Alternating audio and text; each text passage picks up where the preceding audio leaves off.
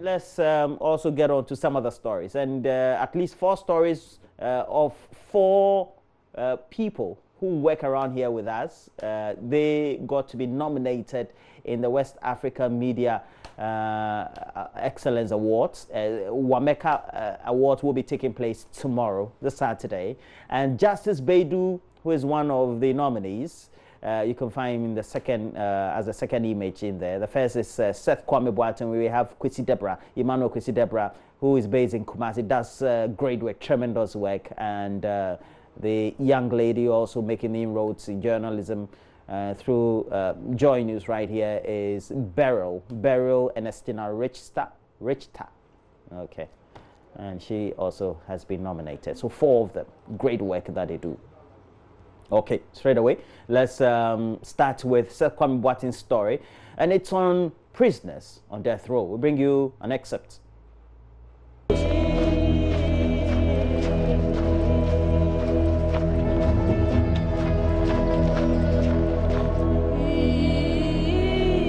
So I'm moving to the special block where we have a number of inmates who are on death row. They don't know when they will be killed. Their anxiety levels are just too much. I understand some have exhibited so much remorse and they wish they could go home. I am being accompanied by the Eastern Region Prisons Commander, Deputy Director of Prisons, Isaac Ejiri. He knocks on the fortified iron gate securing the condemned block, and it is opened.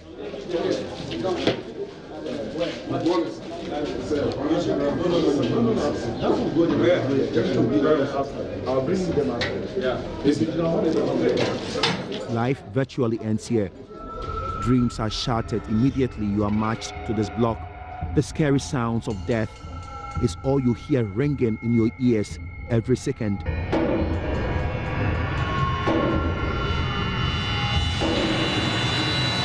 Sadly, a greater percentage of these condemned prisoners are very young.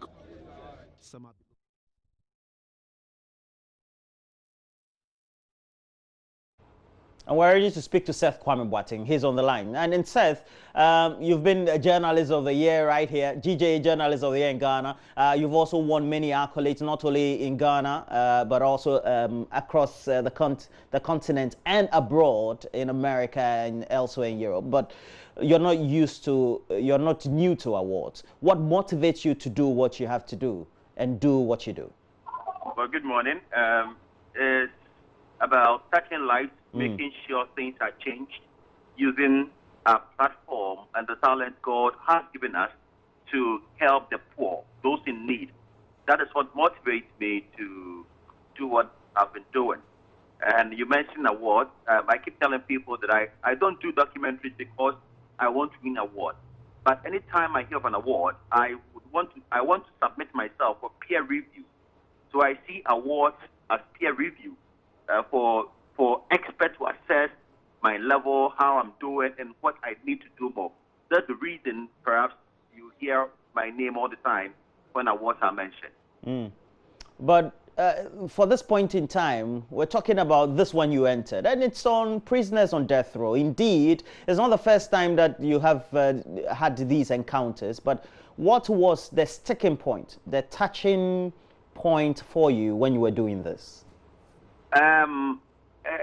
I remember when I did Locked and Forgotten and Left to Rot, I had the chance to visit the condemned block, and I realized the conditions there. So I asked officials if they would allow me to get in there and tell the story from their perspective, those who are, in a way, waiting to be killed. Let's hear from him. That was what I told them. And in fact, this very documentary has really educated me. It's made me appreciate the need to be tolerant, to be patient, and the need to, at times, let go. There's no need to fight back even when people are fighting you. That is what I have learned from this very documentary, because some of the people who are in there, it's not as if they are all murderers, they are all armed robbers. Some of them, petty things. One of them had a quarrel with somebody, they exchanged blows, he fell and he died. That is what took him there, and he has been condemned. Then the court says he should be killed. So there are some petty things we can let go to save our lives. But if we decide to go down some of these things, it will not help. So that is what I have learned from this. I remember telling one big man here in Ghana that I believe that this documentary we can show to the youth, especially in the senior high schools and the universities, those who are there, those who want to associate themselves with bad friends, to know those people. There are lessons they can learn from this, Roland. And before we let you go, though, then there will be lessons that ultimately we can also learn as a country, because some of these people could be useful human resource for which we can have the best social capital out of. What do we say about the continuous debate? It's always been raging on. It looks like never seemed to go away about the issue of death sentence, and then two, what we can do by way of reform, making use of people, not just because they've done something condemnable, but reforming them. I side with President and I featured him in that documentary, and he's against death penalty. That's the reason in his 8 years rule, he never signed for any of them to be killed, because he believes that some of them may be innocent. And when due diligence are done later, some of them may be innocent and they may be released. So he didn't see the need for them to be killed. I side with him. And there are talents in the prison. There are talents. People are talented. And when you go in there, you see the kind of things they do over there. I believe that when we are able to reform them well, they can even help others come up well. Yeah. They can teach others some skill, because all kinds of talents are in the prison. So if we're able to find a conducive place for them, if we're able to treat them equal as human beings, because how they are treated now, my brother, I beg to differ. I should not continue, but I beg to differ if we are treating them well. And we can use their skills to change the country. I remember telling one minister that I believe we don't have to hire additional people to clean our cities for us. We have inmates there. All they need is food. Just give them food, and they will do any job you want them to do for you. There's no need to spend extra money to do extra things. We have people, thousands of people in our prisons. But maybe later, one will see perhaps the sense in what I'm saying, and they will take it up because they are talent, and we are wasting money on other things we could have used prisoners to do, and it should have been cheap labor. Yeah, I agree with you. You're one great advocate that I always admire, and that's Seth Kwame Boateng. He's one of the nominees, one of 4 we have around here who have been nominated for the West Africa Media Excellence Awards, and Justice Beidou is the second who also has been nominated for an award. We also do have Emmanuel Kwesi Deborah and Beryl Ernestina Richter. You can find them, see them right on the screens. Well, what do you think about the great work they're doing? But straight away, let's go to the third who is on the screen, Emmanuel Kwesi Deborah, based in Kumasi, but does great work. And he filed a story that said that 40% of Ghanaians were at risk of internet addiction. Just think about it. We'll bring you an excerpt of this. Then we'll get onto the phone lines and speak to him. Look at what motivated him to do the story.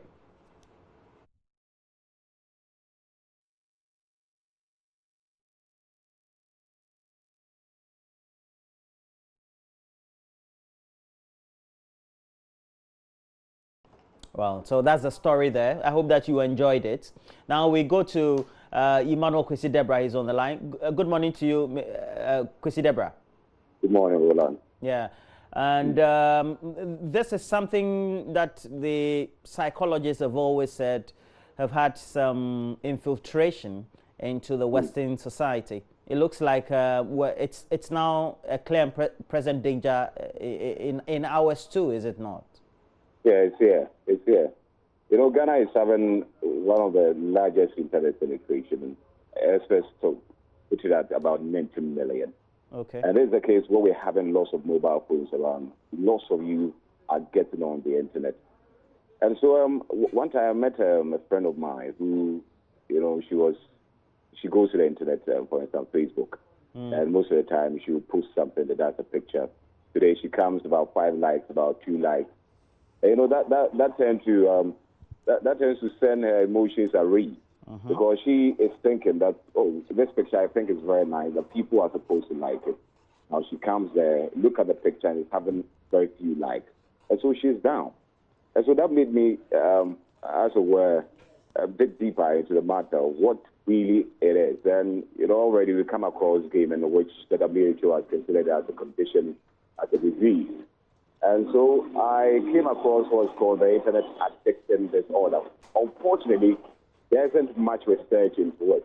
So I found, you know, I went to the E-Crime Bureau to find out more. I also went to the Ghana Internet Safety Foundation also. And lastly, I went to the Kenya University Medical School. Fortunately, there was this lady, you know, with her final year thesis, she was working on Internet Addiction Disorder, where she found out that about 40% of Ghanaians are addicted to the Internet. And about more than 10% of them are also tipping towards, they're having problematic Internet disorder.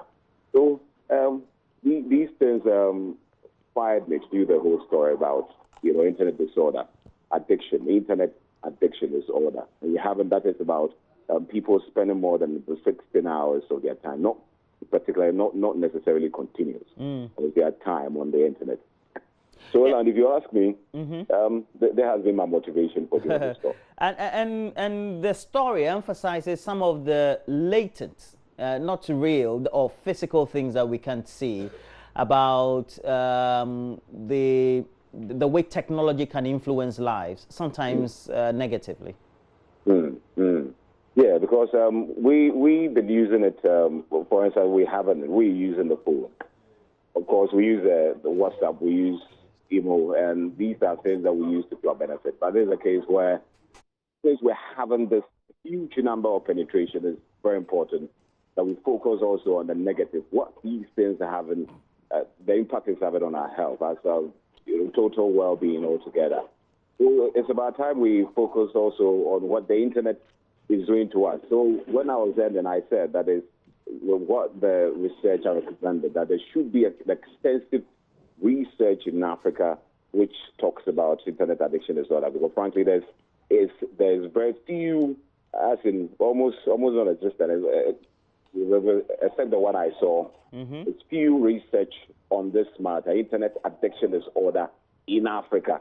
So we haven't none in, in Africa we're not having it. So one or the other is trying to stoke the whole thing about research into these matters, the emerging technologies, and the impact that they're having on us. It's about time our researchers go into it and also research into it. So we are pleading to our researchers, at least those who are into it, those who are technology savvy, who are technology savvy, should go into it and research into it. The whole thing about Internet addiction disorder, because this thing, the research that I've cited, is having a toll on the well-being of our youth. Yeah, I would say that your biological science lessons seem to be very much ingrained in many of your reports, and I do admire how you've been creative about the way you direct your camera work too, and that's good. Congratulations to you, Kwesi. Thank you very much. Thank you very much. Well, all the best for the day. I'll come to Kumasi for some fufu. You have to. I will send you to many places. Okay, I used to enjoy one at they call Confidence, just behind the military barracks at Bantama. Yeah, but I'm told that there are now better ones around, so we'll see how. Oh, there are lots of them around. You haven't Makion, you haven't. I can tell you. You haven't a few fufu. All of them around the Asokwa area. They are just. Fantastic. They are just best. I'll be in town. I'll be in town. All right, Emmanuel Kwesi Deborah filed that story. About 40% of Ghanaians at risk of internet addiction. But that'll be it for now, as we interact with at least 2 of the 4 nominees. And the nominees again are Seth Kwame Boateng. He also has been one-time JoyNews Journalist of the Year right here in Ghana, award winner. Also, we have Justice Beidou, and then Emmanuel Kwesi Deborah, who we just spoke to, and the young lady who is making strides in this very field, Beryl Ernestina Richter. Okay. Oh, I have to tell you, the awards is tomorrow. That's the West African Media Excellence Award.